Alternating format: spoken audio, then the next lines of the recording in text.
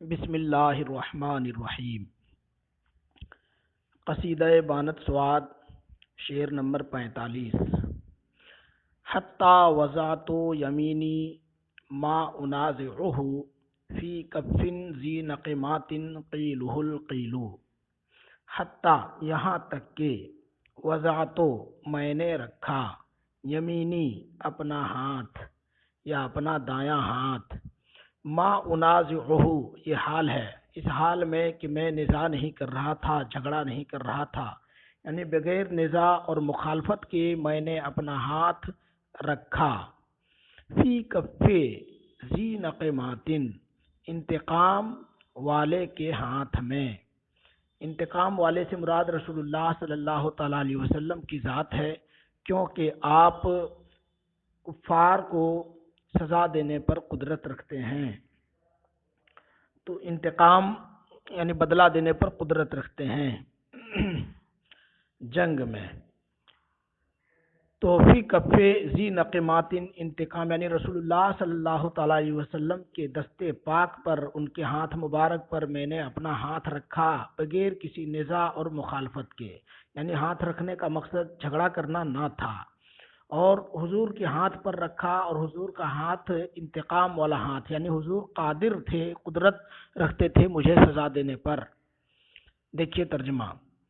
حتیٰ یہاں تک کہ وضعت میں نے رکھا، یمینی اپنا دایاں ہاتھ، ما انازعہ میں جھگڑا نہیں کر رہا تھا، یعنی بغیر نزاع اور جھگڑا کے، فی کفے ذی نقمات انتقام والے کے ہاتھ میں، قیلہ القیل جن کا فرمان فرمان ہے۔ قیل یہ قال یقول کا مصدر ہے، قول، قیلہ القیل ان کا فرمان فرمان ہے، یعنی رسول اللہ صلی اللہ تعالیٰ علیہ وسلم کو اتنی قدرت ہے کہ اگر آپ فرما دیں، میری سزا کا حکم دے دیں تو مجھے سزا مل جائے۔ تو جن کا فرمان حقیقت میں فرمان ہے، ایسی شخصیت کے دستے پاک پر میں نے اپنا ہاتھ رکھا بغیر جھگڑے اور نزاع کے ارادے سے۔ تو اب کیا ہوا آگے سنیے۔ فلا ہوا اخوف عندی اذ اکلمہ وقیل انک منصوب و مسئول۔ فلا ہوا، اس میں ف حرف عطف ہے اور لا لام تاکید ہے ضرور کے معنی میں، اور ہا ساکن کے بعد واو ہے، یہ لفظ ہوا ہے۔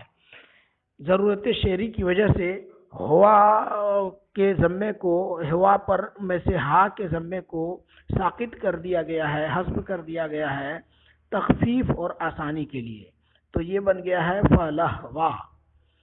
اخوفو یعنی اخوفو احابتن باروب، ہیبت ناک، عندی میرے نزدیک۔ ترجمہ دیکھیں۔ فلہوا تو ضرور وہ، اخوفو زیادہ ہیبت ناک اور باروب ہیں، عندی میرے نزدیک۔ کس سے ہیبت ناک اور کس سے زیادہ باروب ہیں اس کا بیان اگلے شعر میں آ رہا ہے۔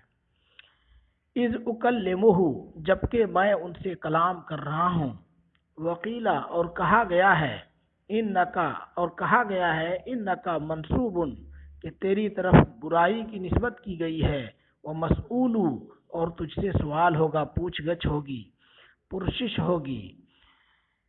شعر کا مفہوم یہ ہے کہ میں رسول اللہ ایسی حالت میں، جبکہ میں رسول اللہ صلی اللہ تعالیٰ علیہ وسلم کی بارگاہ میں حاضر، مجرموں کی طرح حاضر ہوں، اور حضور سے بات کر رہا ہوں، اور میرے بارے میں یہ کہا گیا ہے کہ میری یعنی برائی کی نسبت کی گئی ہے، یعنی میں مجرم ہوں، جرم کی نسبت میری طرف کی گئی ہے، اور مجھ سے یہ کہا گیا ہے کہ تم سے پوچھ گچھ اور سوال ہوگا۔ تو ایسی حالت میں رسول اللہ صلی اللہ تعالیٰ علیہ وسلم میرے نزدیک زیادہ باروب اور زیادہ ہیبت ناک ہیں۔ کس سے؟ اگلے شعر میں دیکھیں۔ من زیغمن بے ذراء الارض مخدرہ فی بطن اسرا غیل دونہ غیل۔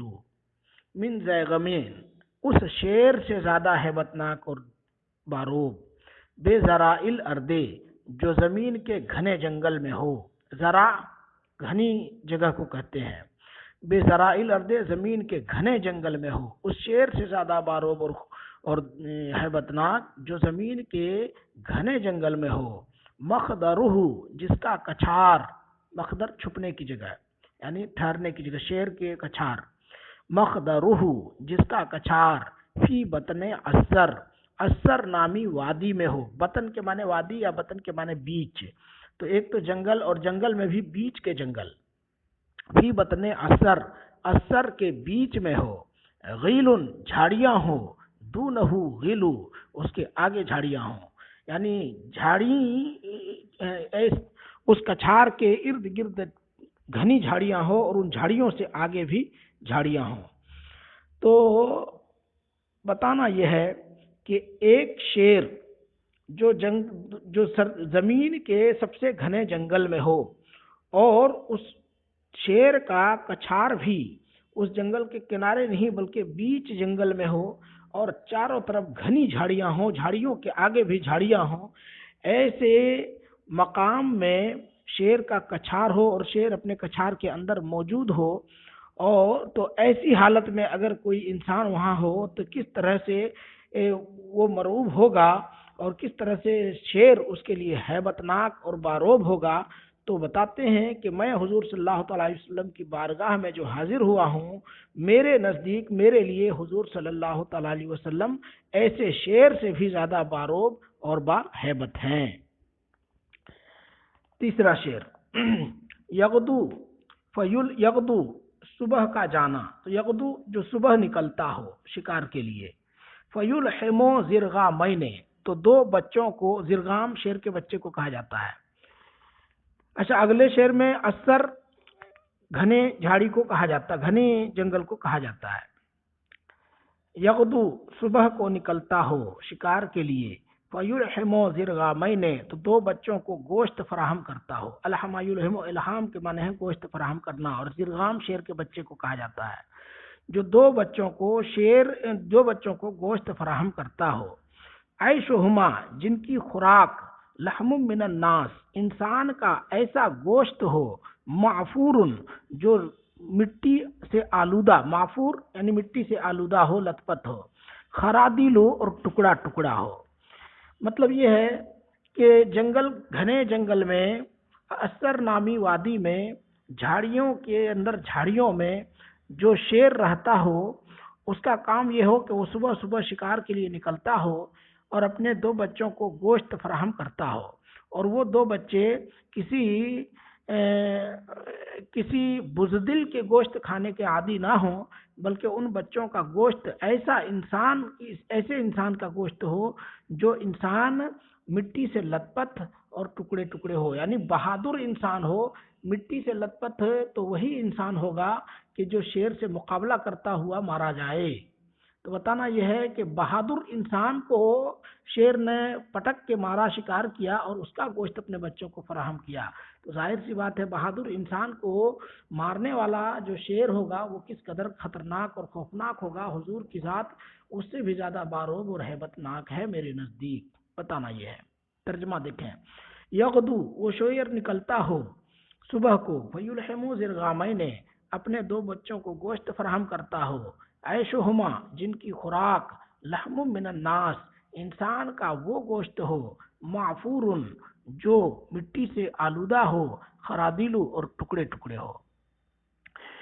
اذ یساورو قرنن، اذا جب، یساورو چھلانگ لگائے، قرنن مد مقابل پر، قرنن مد مقابل پر یا ہم پلہ پر، اپنے ہم پلہ مقابلہ کرنے والے پر۔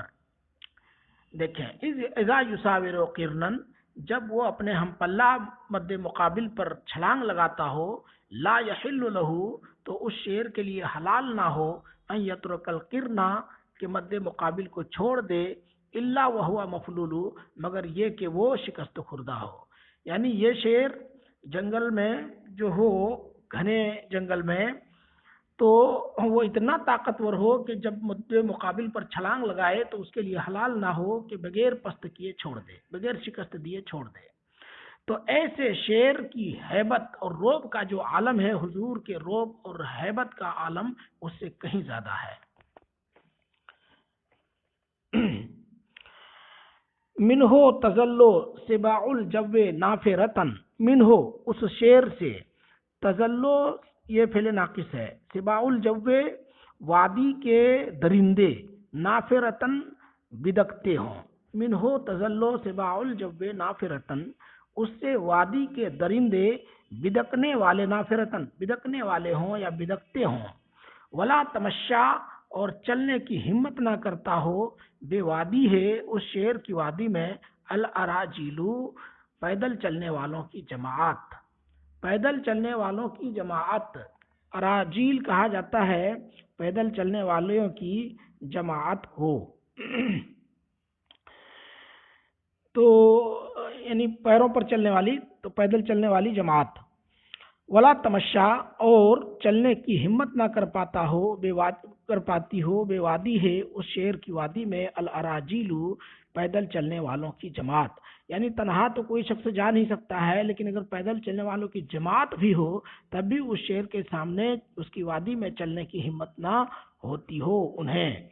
तो ऐसी हैबत और रोब वाले शेर से भी ज्यादा बारोब और बाहैबत हैं हुजूर की जात मेरे नजदीक। बताना यह है, वला यजालो बेवादी है अखू से कतिन, वला यजालो बेवादी है और उसकी वादी में रहता हो, अखू से कतिन कोई एतमाद वाला, यानी कोई बहादुर इंसान जो अपने कंधे पर, अपने बाजू पर भरोसा करता हो, ऐसा शख्स हमेशा उस शेर की वादी में कोई न कोई पड़ा रहता है। किस हालत में? मुतर्रहल बज्जे, हथियार फेंके हुए, व दिरसान और हथियार फेंके हुए, और बोसीदा कपड़े फेंके हुए, माकूलू और खाए चबाए हुए।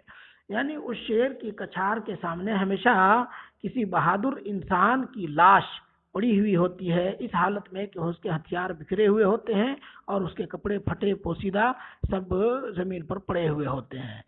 तो अभी कितनी सिफतें हो गई कि एक शेर नंबर 47 से देखें, एक शेर जो जंगल के, जो जमीन के सबसे घने जंगल में हो, उसका कछार असर नामी वादी में हो और जिसके दाएं बाएं आगे पीछे झाड़ियां ही झाड़ियां हों, उसका काम, उस शेर का काम यो है कि सुबह सुबह वो शेर शिकार करने के लिए निकलता हो, अपने 2 बच्चों के लिए गोश्त फराहम करता हो, और उन बच्चों के गोश्त कोई मामूली इंसान का गोश्त ना हो, बल्कि ऐसे बहादुर इंसान का गोश्त हो जो शेर से मुकाबला करता हो, जिसकी मुकाबले करने की वजह से उस इंसान का जिस्म खाक आलूदा हो गया हो और टुकड़े टुकड़े हो गया हो।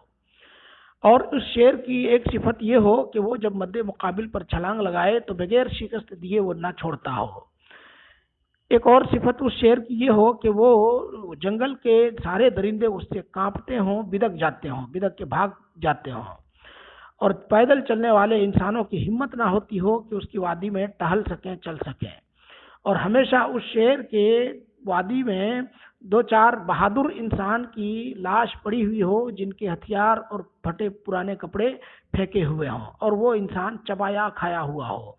तो ऐसे शेर जिसके अंदर ये खूबियां हैं, उसकी हैबत और रोब का जो आलम होगा, उससे कहीं ज़्यादा हैबत और रोब मेरे नज़दीक रसूलुल्लाह सल्लल्लाहु अलैहि वसल्लम की है मेरे अंदर।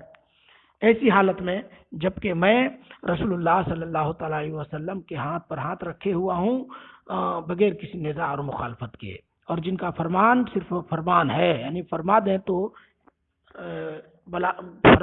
तो इंतकाम ले लिया जाए, बदला ले लिया जाए। बस आज के सबक में इतना ही।